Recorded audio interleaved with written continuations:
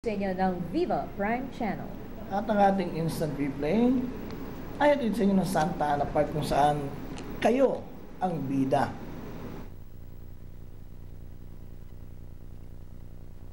And the race on pivotal Lycan Remus from the outside, Bodsman Bounty. It's now Remus followed by Lycan Pivotal, Bodsman Bounty. By the row is Reality Show, Princess Hearty, Doremi, Harry My Love.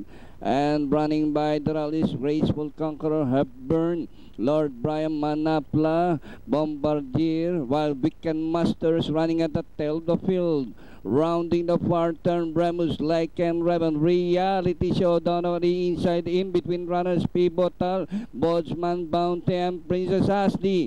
Racing towards the final turn, Reality Show, a long shot by the row. Remus from the outside, barging down on the inside, Princess Ashley, Pivotal, Lycan Bodsman Bounty, Reality Show, Remus from the outside, Princess Ashley down on the inside, Remus, Reality Show, Princess Ashley, Pivotal, and finally Remus second, close, Reality Show, Princess Ashley, Pivotal, and Lycan for your Fantafect. Mahirap decision.